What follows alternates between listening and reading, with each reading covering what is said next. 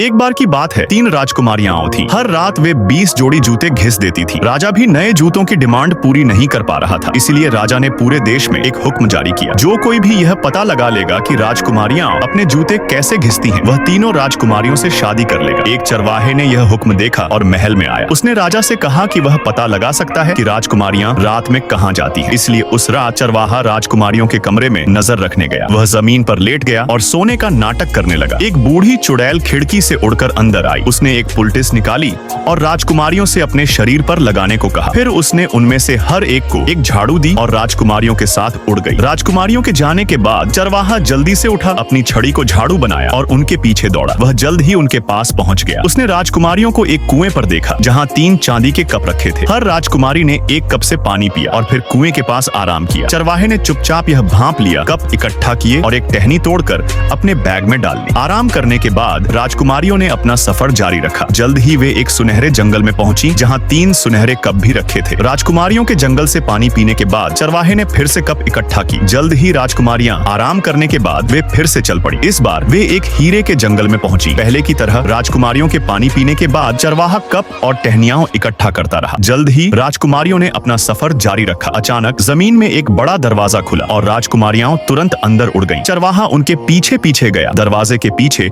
उनका इंतजार कर रहा था। कमरे में जोरदार म्यूजिक बज रहा था। चरवाहा जल्दी से एक टेबल के नीचे छिप गया और राजकुमारियों की हरकतों को ध्यान से देखने लगा। फिर राजकुमारियों ने शैतान लड़कों के साथ जोश से डांस किया। अचानक चरवाहे ने देखा कि कमरे का फर्श ब्लेड से ढका हुआ था। कोई हैरानी नहीं कि राजकुमारियों के जूते इतनी जल्दी घिस गए। ऐसा पता चला कि उन्होंने पूरी रात रेजर ब्लेड पर नृत्य किया, जब तक कि उन्होंने 20 जोड़ी जूते नहीं पहन लिए। आखिर में खाने के लिए बैठे। थोड़ी देर आराम करने के बाद वे अपने जादुई झाड़ू पर सवार होकर घर की ओर चल पड़े। चरवाहा भी जल्दी से अपने झाड़ू पर सवार होकर राजकुमारियों से पहले महल में वापस आ गया। फिर वह सोने का नाटक करते हुए जमीन पर लेट गया। राजकुमारियों ने चरवाहे पर हंसा और उसे मूर्ख कहा। भोर में चरवाहा राजा से मिलने गया और कहा कि वह सच्चाई जानता है। राजा ने जल्दी से राजकुमारियों को बुलाया। चरवाहे ने रास्ते में जो कुछ देखा था उसे सुनाया और उससे संबंधित सबूत पेश किए। राजकुमारियां इससे इनकार नहीं कर सकी, इसलिए राजा ने दोनों राजकुमारियों को कैद करने का आदेश दिया और छोटी राजकुमारी का विवाह चरवाहे से कर दिया।